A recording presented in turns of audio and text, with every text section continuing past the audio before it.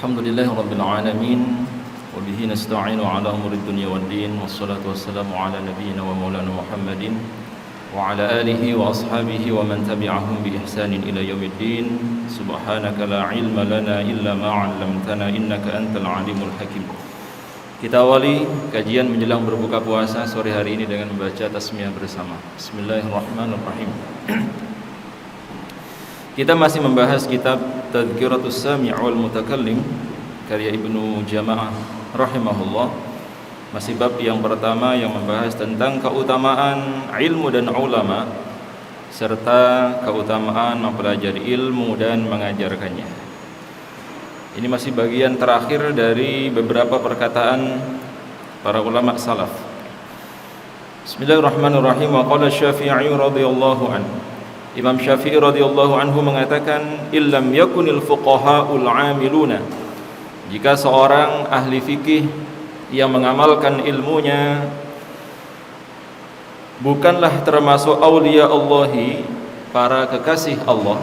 Kalau para ahli fikih, para ulama itu bukan termasuk kekasih Allah, falaysa lillahi waliyun, maka Allah tidak memiliki wali di dunia ini.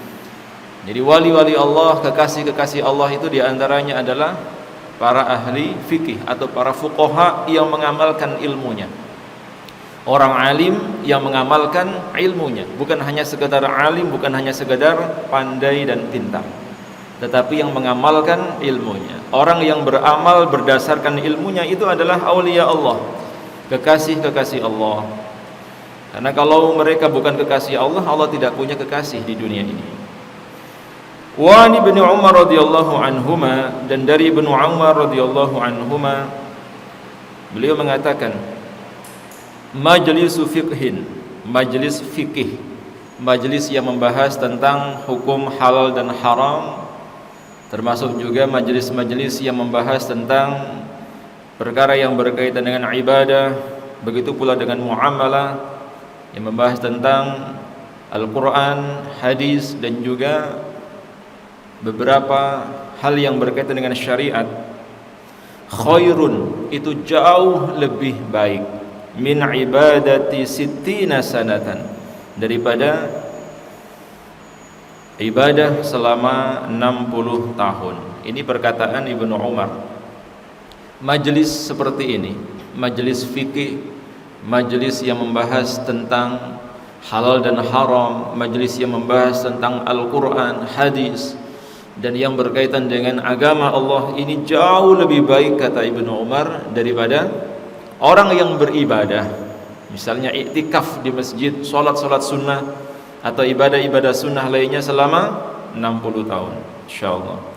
Jadi apa yang kita lakukan ini mendapatkan perhatian dari Allah, perhatian dari Rasulullah, dan juga para ulama, nguri-nguri atau menghidupkan tradisi sunnah dengan sesering mungkin kita mengadakan majlis-majlis ilmu atau menghadiri majlis-majlis ilmu. Wa qala Sufyan Ats-Tsauri, dan Imam Sufyan Ats-Tsauri mengatakan, wa Syafi'i, dan juga Imam Syafi'i. Wa an Sufyan Ats-Tsauri wa Syafi'i, dari Imam Sufyan Ats-Tsauri, ini ulama yang luar biasa, seorang yang alim, seorang yang imamul huffaz, imamnya para huffaz. Huffaz itu bukan hanya sekedar hafiz Quran ya, tapi juga yang hafal ratusan ribu hadis. Imam Syafi'i dan Imam Sufyan Ats-Tsauri mengatakan, laisa ba'dal faraidi, tidak ada kewajiban yang disyariatkan, ibadah fardu maksudnya, afdalu, yang lebih utama, min talabil ilmi, daripada mencari ilmu. Ini perkataan dua ulama besar. Tidak ada kewajiban fardu yang lebih utama dibanding dengan talabul ilmi. Berarti talabul ilmi, belajar itu termasuk perkara yang diperintahkan atau yang difardukan. Sebagaimana Rasulullah menyabdakan, talabul ilmi fardhatun ala kulli muslimin. Belajar, mencari ilmu itu adalah kewajiban yang dibebankan kepada setiap individu muslim. Jadi kalau sebagai seorang muslim, dia harus punya ghirah, punya semangat untuk belajar. Baik itu belajar yang berkaitan dengan ilmu ukhrawi maupun ilmu duniawi, karena semua itu adalah ilmu Allah Subhanahu wa taala. Jadi kita tidak boleh mendikotomi ini ilmu dunia, ini ilmu akhirat, tapi semua ilmu adalah ilmunya Allah. Misalnya kalian di sini menghafal Quran sampai mutqin, setelah mendapatkan sanad kemudian kuliah jurusan kedokteran, jurusan kimia, elektro atau teknik sipil, itu luar biasa. Jadi tidak hanya menguasai Al-Quran, tapi juga menguasai bidang ilmu-ilmu yang lain, ilmu fisika, ilmu kimia, ilmu astronomi, bahkan mungkin teknik sipil. Teknik sipilnya hafiz Quran. Seorang arsitek, arsiteknya hafiz Quran. Ilmu politik, politiknya hafiz Quran. Dokter, dokternya hafiz Quran. Perawat, perawatnya hafiz Quran. Insyaallah. Maka semua ilmu Allah yang ada di dunia ini harus kita pelajari. Meskipun ada kapasitas-kapasitas tertentu yang tidak semua orang bisa menguasai. Ada yang hanya bisa menguasai ilmu Al-Quran, tapi lemah di bidang ilmu yang lain. Ada yang menguasai ilmu di bidang hadis, tapi lemah di bidang yang lain. Asal masih ada semangat untuk belajar, walaupun dia tidak maksimal dalam mempelajari yang lain, tidak masalah. Tetap harus ada satu di antara beberapa ilmu yang dia kuasai. Wa 'aniz Zuhri, dari Imam Az-Zuhri rahimahullah, beliau mengatakan, ma'ubidallahu bimislil fiqhi, tidaklah Allah Subhanahu wa taala diibadahi dengan ibadah yang lebih sempurna daripada ibadah fiqih. Karena bagaimana mungkin kita bisa memahami tata cara ibadah, melaksanakan ibadah atau beribadah dengan baik dan benar kalau tidak didasari ilmu fiqih. Misalnya kita sholat, bagaimana mungkin sholat kita baik dan benar kalau tidak paham tentang ilmu fikih, fikih sholat, fikhus sholat, seperti apa saja syarat dan rukunnya. Sampai tidak mungkin kita bisa membaca Al-Quran dengan baik dan benar kalau kita tidak memahami ilmu tajwidnya. Jadi Allah itu hanya bisa diibadahi dengan sempurna manakala pelakunya memahami ilmu fiqih. Maka insyaallah nanti kita akan mempelajari satu atau dua kitab fikih induk. Kalau kita misalnya mulai dari kitab-kitab klasik, ya memang tidak cukup setahun 2 tahun, harus membutuhkan waktu yang sangat lama.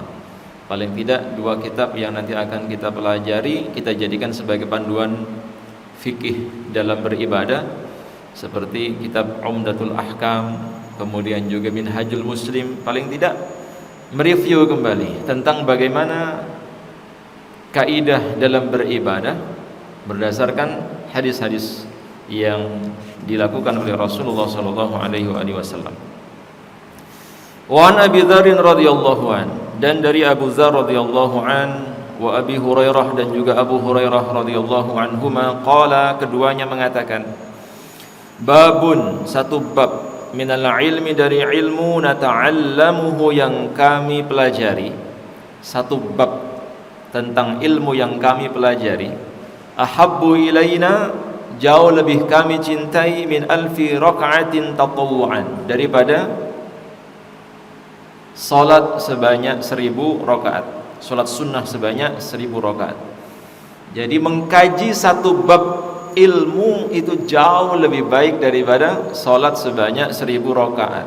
Ada yang pernah salat 1000 rakaat? 11 rakaat aja berat kan? 23 rakaat apalagi, lebih-lebih 100 rakaat berat. Kelas-kelas kita bukan kelas para abid yang bisa beribadah sampai ratusan rakaat dalam sehari, bahkan ribuan rakaat. Tetapi ibadah yang begitu luar biasa tersebut tidak bisa menyamai apa yang dilakukan oleh seseorang di majelis ilmu. Jadi kita yang jelas tidak sanggup, nggak akan sanggup sholat sampai 1000 rakaat sehari, nggak akan sanggup. Tapi kita bisa mendapatkan pahala yang jauh lebih besar dibanding orang yang melaksanakan sholat 1000 rakaat tadi dengan cara apa? Hadir di majelis ilmu, mempelajari satu bab tentang ilmu, tentunya ilmu syariat, ilmu tentang agama. Bahkan wababun, dan satu bab minal ilmi, dari ilmu, nu'allimuhu, yang kami ajarkan. Kalau tadi kan posisinya sebagai santri, sekarang sebagai guru. Satu bab yang kami ajarkan, umila bihi, yang diamalkan, aw lam yu'mal, ataupun tidak diamalkan. Saya mengajarkan satu bab, antum amalkan atau tidak diamalkan, ahabbu ilaina min mi'ati rakaati tatawwu'an, jauh lebih baik daripada salat sunnah sebanyak mi'ati rakaati, 100 rakaat.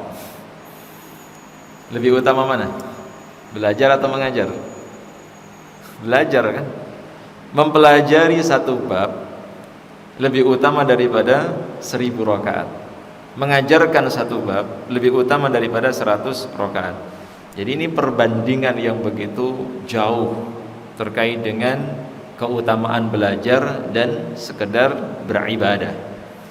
Karena banyak orang yang hanya beribadah tapi tidak didasari dengan ilmu. Sholatnya semangat, ibadahnya rajin, tapi tidak didasari dengan ilmu. Ini sangat berbahaya. Karena orang yang hanya sekedar semangat tanpa didasari dengan ilmu, bisa saja akan ditertawakan sama syaitan. Paling enggak semangatnya hanya seminggu 2 minggu, setelah itu lemes, terus menghilang.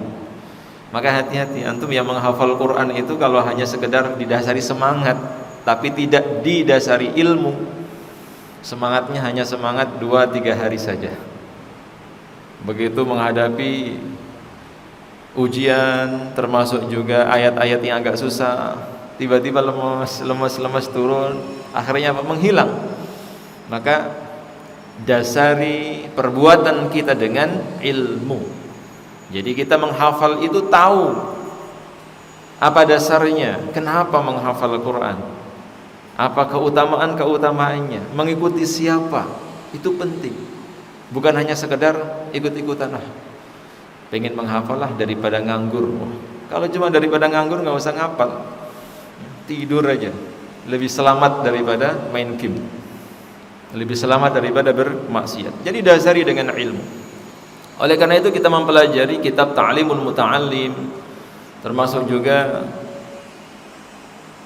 At-Tibyan fi Adabi Hamalatil Quran, bahkan yang kita kaji sore hari ini Tadhkiratus Sami. Ini adalah sarana untuk menguatkan pondasi niat kita agar bisa menopang dan juga memperkuat ibadah-ibadah kita selama ini, termasuk juga proses menghafal Quran yang sangat panjang ini.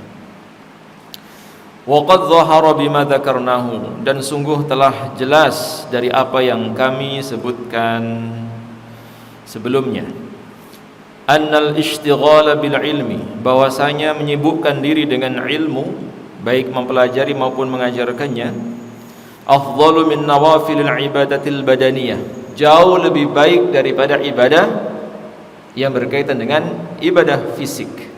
Min salatin, daripada salat, wa siyamin, daripada puasa, wa tasbihin, daripada bertasbih, wa du'ain, daripada bahkan berdoa, wa nahwi dzalika, atau yang semisal dengan itu. Jadi belajar itu tetap lebih utama daripada ibadah-ibadah yang berkaitan dengan fisik, daripada salat, puasa dan seterusnya. Tapi bukan berarti kemudian kalian belajar terus nggak mau salat, nggak mau puasa, saya tak belajar aja lah, nggak usah puasa, saya tak belajar aja lah, nggak usah berdoa. Juga tidak seperti itu. Belajar iya, ibadah yang maksimal iya. Sampai ada sebuah pesantren yang melarang santrinya berpuasa. Kalau di sini kan mewajibkan berpuasa, dilarang berpuasa. Kenapa? Karena kalau santri-santri pada puasa mereka lemes sehingga tidak maksimal belajar. masuk kelas, begitu masuk gurunya salam langsung ngorok, bismika Allahumma ahya wa bismika amut. Gurunya selesai salam baru bangun, alhamdulillahilladzi ahyana. Akhirnya apa? Sekolah itu melarang santrinya puasa. Nah, tapi kalau itu juga tidak bisa kita benarkan. Pasti ada cara lain yang bisa kita jadikan sebagai solusi. Oh, mungkin santrinya lemes bukan karena puasa, tapi karena tidak sahur. Lemes karena mungkin dia kecapean, bukan karena puasanya. Maka kalau bisa digabungkan, belajarnya maksimal, ibadahnya juga maksimal. Wadzalika, dan yang demikian itu, lianna naf'al ilmi, sesungguhnya manfaatnya ilmu, ya'ummu sahibahu wan nasa, manfaatnya akan dirasakan oleh pemiliknya sekaligus manusia pada umumnya. Manfaat ilmu itu tidak hanya dirasakan oleh pemiliknya, termasuk juga manusia pada umumnya. Wan nawafila, sedangkan ibadah sunnah al-badaniyah yang bersifat badan atau fisik, maqsuratun ala sahibiha, hanya terbatas bagi pemiliknya. Ibadah sunnah itu hanya terbatas berhenti sampai di kita. Tapi kalau kita belajar mengajarkan ilmu itu manfaatnya tidak hanya kepada kita, tapi juga kepada seluruh umat manusia.